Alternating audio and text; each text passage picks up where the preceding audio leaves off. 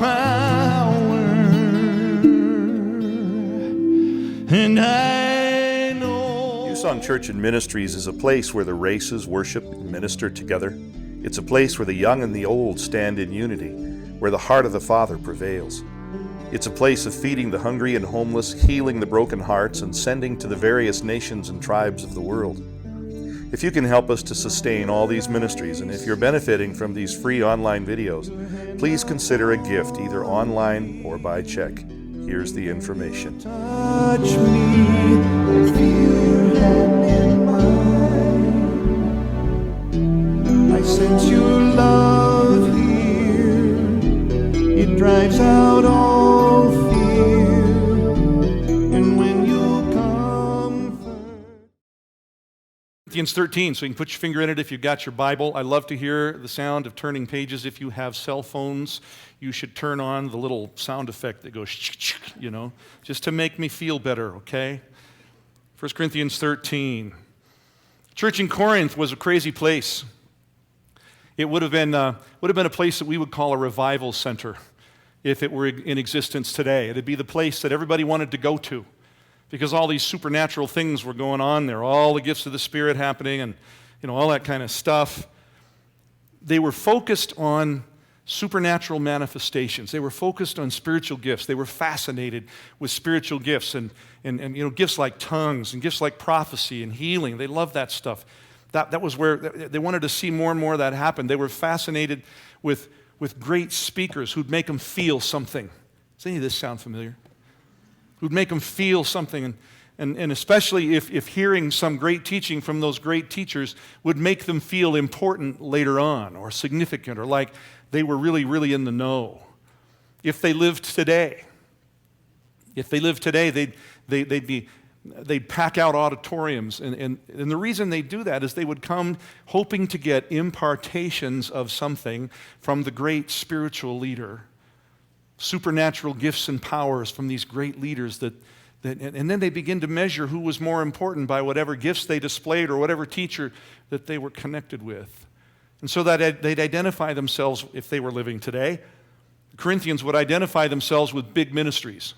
This is where I came from. This is who I trained under. And they'd take a lot of pride in what they'd learned. And that made for factions. That made for divisions among them. It was something that broke Paul's heart. He hated this. He hated it. There were different groups that stood over against one another the differences were based on who they followed.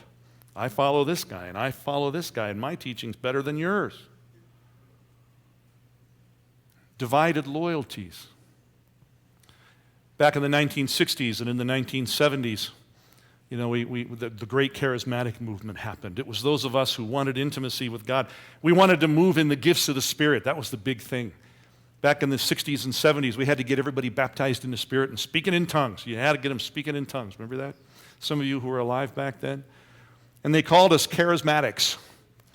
That comes from the Greek word for gift, charisma, as if we were all about the gifts, and a whole lot of us were. It meant that we were focused on the gifts, and I kind of hated that. I hated the charismatic title because it was a misfocus. In the Greek, the word for spirit is pneuma, and so I thought we ought to be called pneumatics, and that didn't go over very well. A lot of people, nobody bought into that. I thought they should have, because that would have said it better. It would have said that we are people of God moving in the Spirit, moving by His Holy Spirit. Well, the apostle was brokenhearted over all that misfocus. He was brokenhearted over the divisions that it brought. He wanted them to use their spiritual gifts, but he didn't want them to be the focus of their lives, and he didn't want those gifts to be the focus of the life of their church. Because what he knew was this: the gifts, the spiritual gifts, are only tools to deliver the love. Nothing more than, they're not the point. The love is the point. And without the gifts of the Spirit, here's the importance of the gifts of the Spirit. If we didn't have gifts of the Spirit, it would be like having the knowledge to work on a car, but we don't have the tools to make anything happen. I know how to do it, but I don't have the wrenches and stuff. After the ministry team training yesterday, we had a car. Somebody left their lights on, and there was nothing left but Beth and me and them. And we we thought we were going to have to replace the battery, and I was at loggerheads because I know how to do that, but I didn't have the tools. Finally, somebody came and rescued us, but that's the point. They're the tools.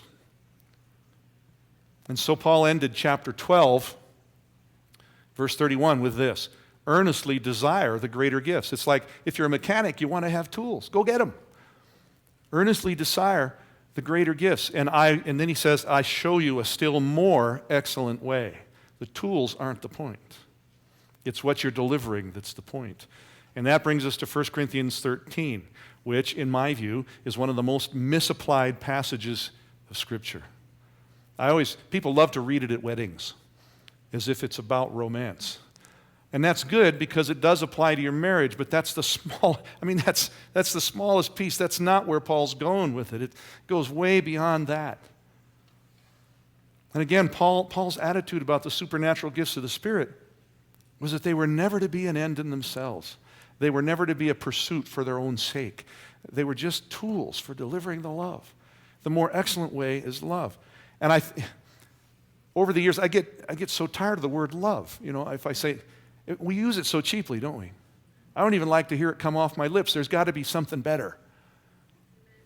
Because we've used it so much. Everybody agrees with love. You say, love. Everybody goes, yep. We're supposed to. And everybody thinks they're loving, don't they? Talk to anybody. Everybody thinks they're loving.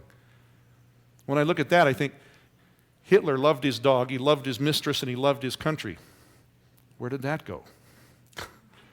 What did that mean? I was thinking, I've been a pastor so long, I've seen when a man will beat his wife and then claim, oh, honey, I just love you. It's an overused word. People say to pastors, I just love this church, and then we never see him again. It's kind of a gallows joke with Nathan and me. Somebody will come in, I just love this church. This is my home. We say, okay, 3 weeks and you're gone. That's what we know. It's that's the way it is.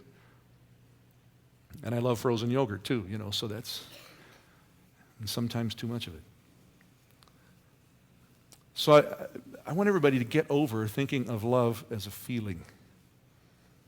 Feelings are the result of real love. But they're not the love itself. They're not the substance. Real love is different.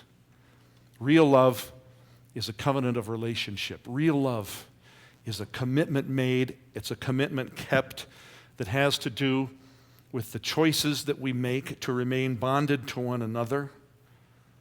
It has to do with how we choose to see other human beings around us and how we choose to relate to them or treat them.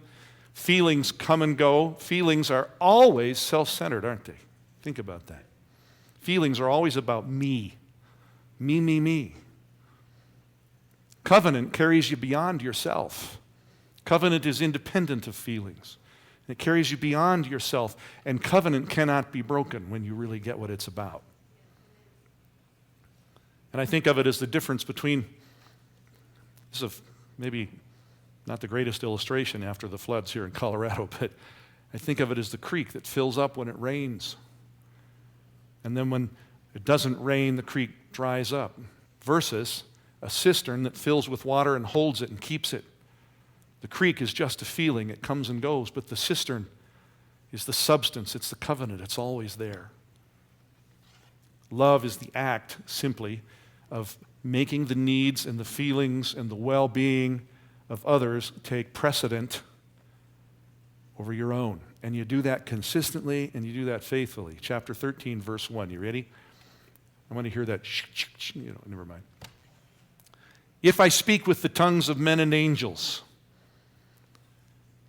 I don't have time to do a full teaching on the gift of tongues, but he's saying if you can speak miraculously, praising God or praying to God in a language that you don't understand. It can be a language of men, it can be a language of angels. You don't understand it with your conscious mind, but you're praying. If you're doing that, but do not have love, if you don't have that unbreakable commitment to the welfare of others and to relationship at all costs, then he says, you've become a noisy gong, you've become a clanging cymbal. Spiritual gifts, we ought to know this by now, watching so many leaders that have fallen. Spiritual gifts are not a measure of character. They are not evidence of your holiness. They're only evidence of the goodness of God. that they're not a measure of your character. Speaking in tongues says nothing about who you are. If you don't have the Father's heart, you're nothing but noise, is what he says. Verse 2, if I have the gift of prophecy and know all mysteries and all knowledge, and if I have all faith so as to remove mountains but do not have love, I'm nothing. There's a huge emphasis today in so many places on all believers prophesying. I have a real problem with that because first, it's not really a well-grounded scriptural thing. And second, because there's a lot of speaking in the name of the Lord going on that just didn't come from the Lord. It's not accurate. And I've seen people hurt and I've seen people misled as a result. There have been times when I walked into churches where that's been propagated, everybody prophesy. Inevitably, 2 or 3 people will come up to Beth and me and they'll prophesy excrement to us that has nothing to do with anything going on in our lives. One time some woman walked up to us with a prophetic word and told us, don't worry about your granddaughter. You know, she's really messing up, but she's going to be fine. My granddaughter isn't messing up. She's fine. She's a stellar kid. You know, we just said, okay, thank you. And we moved on. Well, the Corinthians were fascinated with prophecy. And so that's my first objection. In the second place, if it's not spoken in the Father's love, if a prophetic word isn't spoken in the Father's love, if it's not selfless, if it's not sacrificial for the sake of the other person, then the person speaking is nothing. In other words, it's not about you feeling good about you. It's not you feeling like, wow, I'm prophetic. Aren't I great? I just gave a great prophetic word. It's not about that. It's about the other person. So am I prophesying because I want to be prophetic and be seen, or am I prophesying something that the heart of God is really saying that's really for the other person? And then he talks about faith to move mountains. I've met a lot of people who claim to have faith, but really, in reality, just had a new legalism. Saying, and it's a new performance to lay on people. God can't do anything for you because you don't have enough faith. That's cruel. My God is better than that. Can't do anything for you. See, that's not love. If I have faith to move mountains and I don't have love, I'm nothing. So if the heart of your character hasn't become the heart of the Father in Jesus, given for the sake of others, not for personal recognition, not for personal benefit, then Paul says, you're nothing. You haven't got it. Verse 3, if I give all my possessions to feed the poor, and if I surrender my body to be burned, but do not have love, it profits me nothing. And you might think, well, isn't feeding the poor and sacrificing my personal stuff to do it, isn't that an act of love? And the answer is, by itself, no. It's only love if you engage in real relationship with the poor that you're giving to. Now, there's nothing wrong with giving $20 to the beggar at the head of the on-ramp, or off-ramp at the freeway. Nothing wrong with that. But it isn't love, because I don't know that person's story. I don't know how she ended up there. I don't know what happened to her to cause her to lose her home. I don't know why she can't put food on the table. I didn't listen to her story. So it's good that I give to her, but that's not yet love. We feed the hungry downtown every week. That's not yet love if we don't have a relationship. We don't come to know those people. We give of ourselves. It's really easy to stand on one side of a counter and hand food over it. It's another thing to engage in relationship, meet people as people. So real love is a chosen relationship where you gather real people into your heart. It's a connection. And what he's saying is if you fail in relationship and you fail in connection, then you don't get any benefit from any form of material sacrifice because it won't grow your character. And then he says, if I give my body to be burned, well, isn't martyrdom, isn't dying for my faith, isn't that an act of love? Couldn't I say, can you see my passion for Jesus? But not in Paul's book. Muslims die for their faith, but you couldn't say that was because of love for their fellow men. You can be a martyr and never give real love to another human being. So where were your relationships? But here's the deeper thing. If I give my body to be burned, maybe the issue is, where is my concern for the people who set me on fire? Was the condition of the people who hurt me more important to me than my own suffering? And I want you to take a hard look at the cross. Jesus is up there suffering hideously, really like no other human being has ever suffered, and his concern is for those who are crucifying him. Father, forgive them. They know not what they do. That is love. And I think about that boss who threatened you with your job for sharing your faith if you didn't shut up. Would you take him to coffee? Would you listen to his story? Would you express a concern for his wife? Would you bless him for choosing you to work for him instead of cursing him? Would you maybe empathize with the pressure that he's under and express that? I understand. Verse 4, love is patient. I hate that word. If you're talking about patience for circumstances, like waiting for things, I don't have any patience for patience. I want what I want it right now, and I usually get it one way or another. But that's not what this word means. This is about patience with people. Patience gives people time to change, and it doesn't get frustrated or break relationship when change takes a long time, and change takes a long time. You ought to come sit in my seat for a while and watch how slowly people change. Father takes a long time with us, doesn't he? Father God. He waits, and he waits, and he waits, and he works with us. It means being slow to anger. It applies to when someone's done you something wrong, and you say to yourself, I am not going to retaliate. I will not. And he says, love is kind. You have no idea. Nobody has any idea how many blistering speeches I've made up in my head and rehearsed that are designed to reduce you to stunned silence. It's people doing stupid things or insulting me in some way. And what goes through my head is something like this. You'll just be shocked and humiliated to silence, you self-centered, humpback, pot-bellied, pimple-faced, toilet breath, spiritual pygmy. After all I've done for you. Yeah, that wins hearts. That just bonds people to you in a heartbeat. They just fall down and say, oh, I'm so sorry. Somebody hurts you, you want to hurt them back. You want to put them down. Love doesn't do that because the welfare of the one who wounds you is more important to you than your own wounding, and so you return to them the good they do not deserve. That's kindness. That's love. And he says it is not jealous. Well, there's the jealousy that comes when you think that somebody else is getting the love that you think you should have. I see this a lot in marital relationships. A man, because he's a man, looks at another woman and appreciates her beauty. And his wife, in her insecurity then, attacks him for it because she's afraid that his appreciation of another woman's beauty takes something away from her. And now because she attacked him, he feels imprisoned by that, he feels condemned, and now his wife has become that much less attractive to him. And everybody loses. Love invites, love sets free, love trusts the other to love. Now here's one that may stir up a controversy, but when I stir up controversies, I'm always right.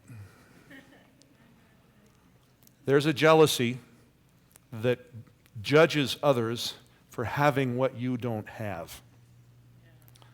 We have a president who won the last election, at least in part, by igniting envy in enough of the population to turn the vote away from his opponent. He did it by making a lot of people feel that somehow being wealthy is evil, and that wealthy people get wealthy by exploiting others. And so he made us fear his opponent, the rich man. He made us envy his wealth, which ignited suspicion and turned the vote. Envy begrudges the one who has what you don't have. It tears that one down. It minimizes that other person. And that's not love. And it'll blind you to who the one that you envy really is. It'll blind you to the true character of that person.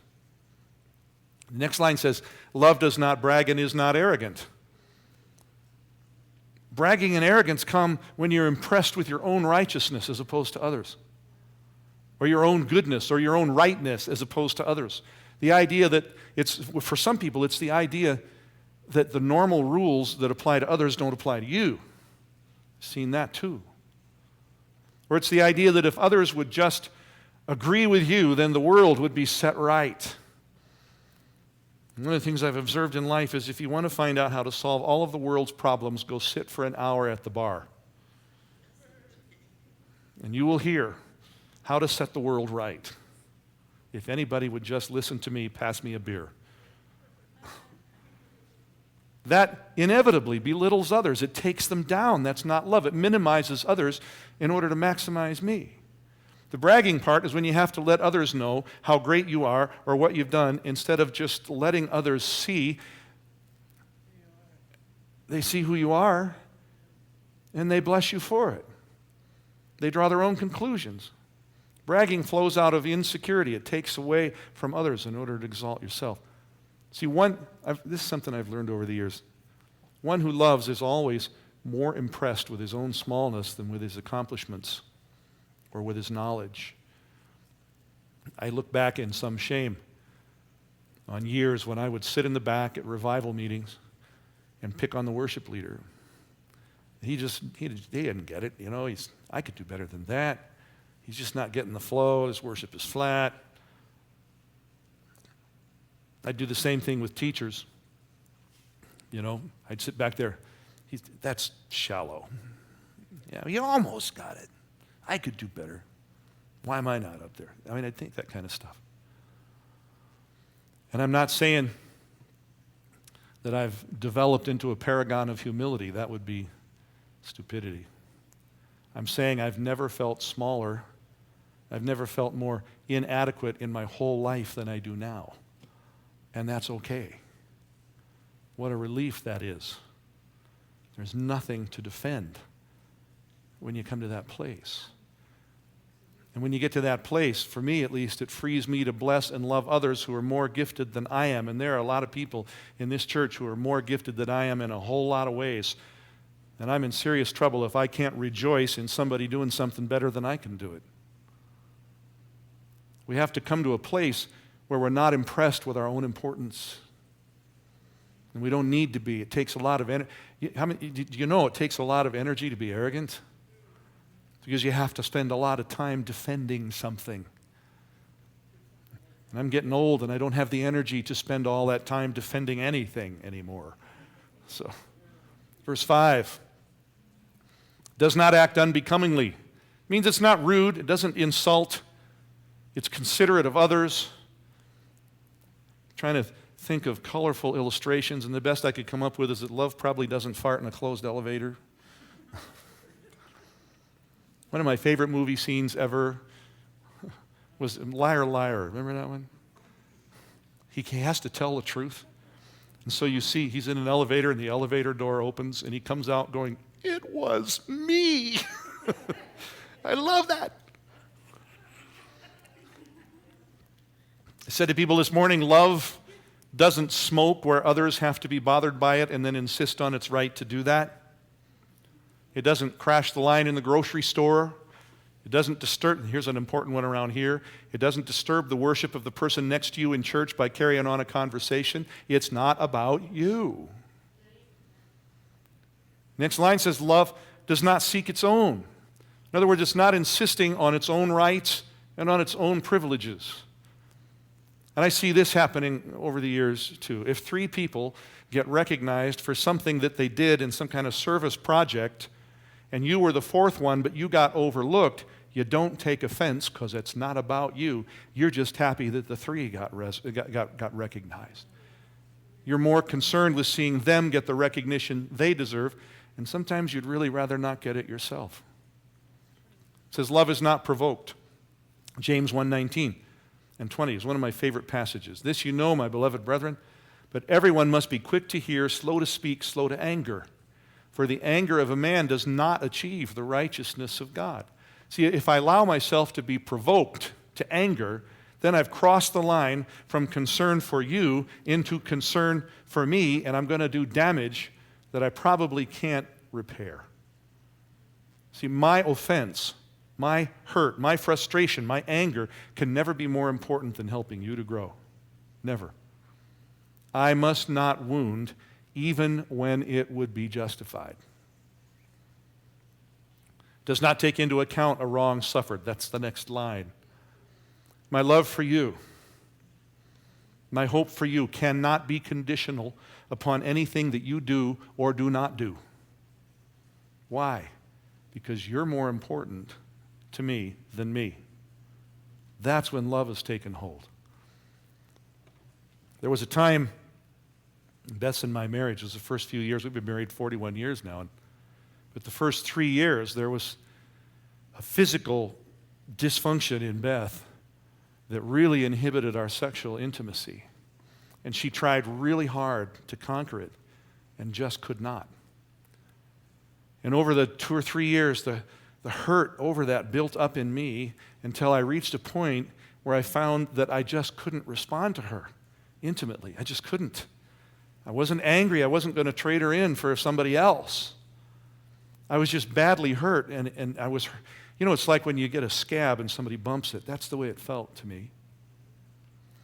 And at the point that my hurt had built up to the point where I couldn't respond to her when it was so bad, then my hurt became more important to her than anything she felt or struggled with in herself. And that's when the breakthrough came.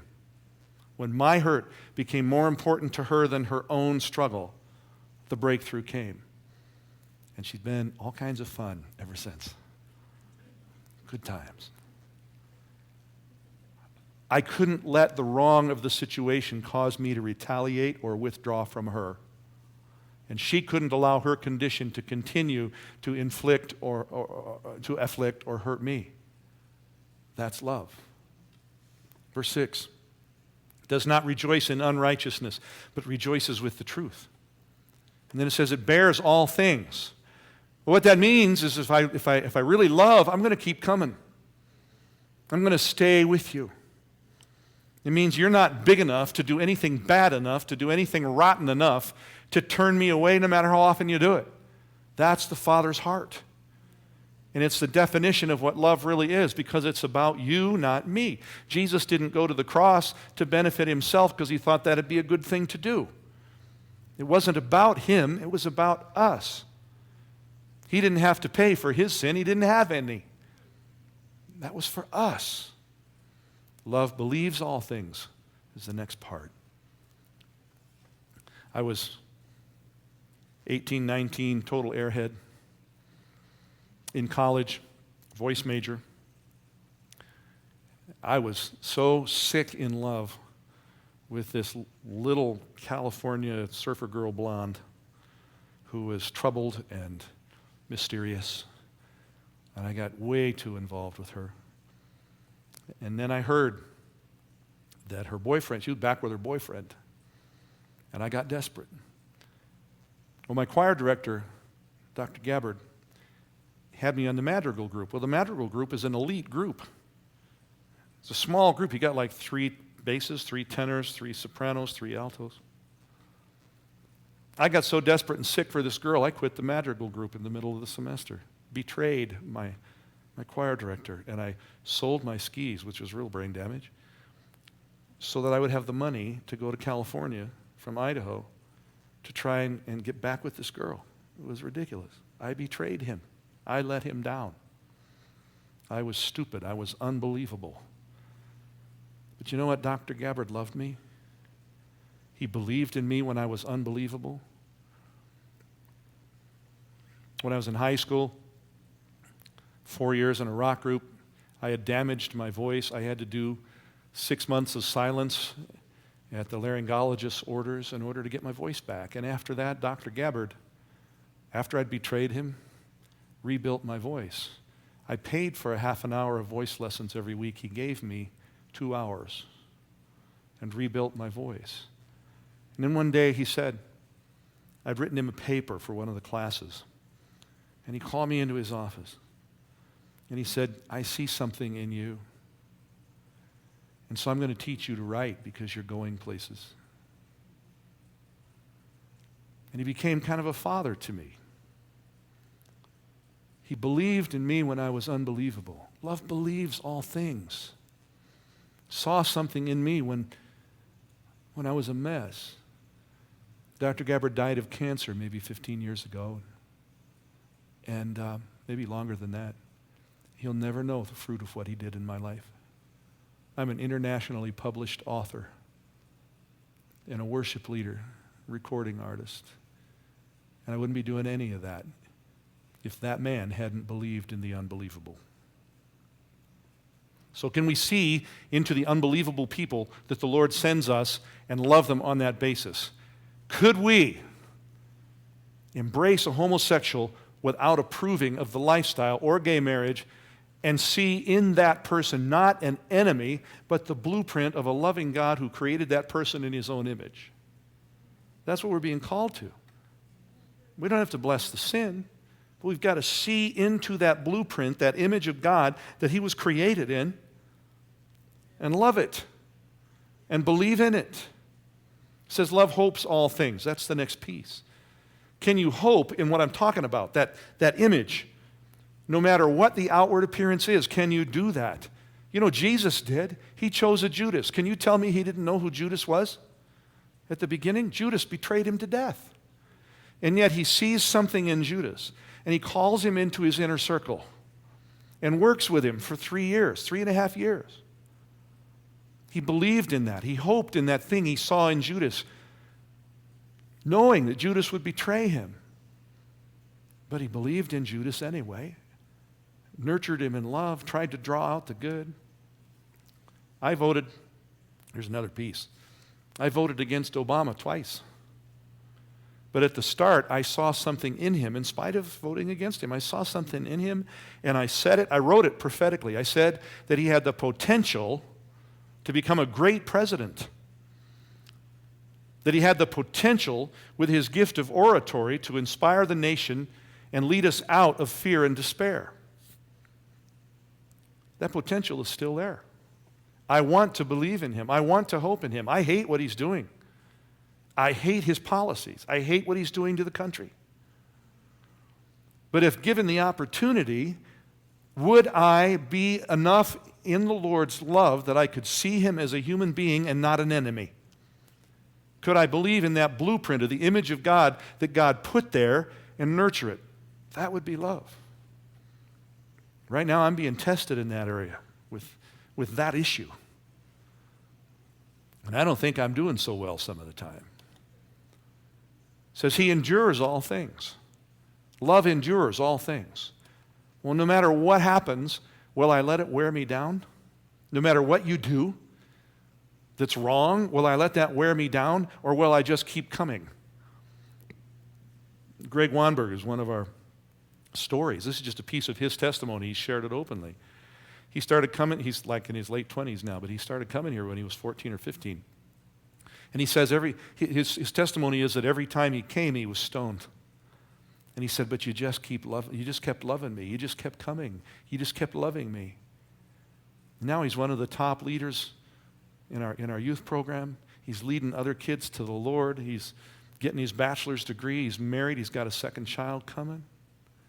Because somebody hoped. Somebody endured. We endured everything he had to dish out. And he changed.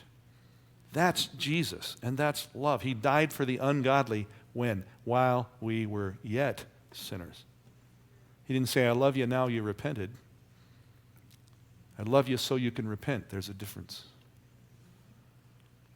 Verse 8, love never fails.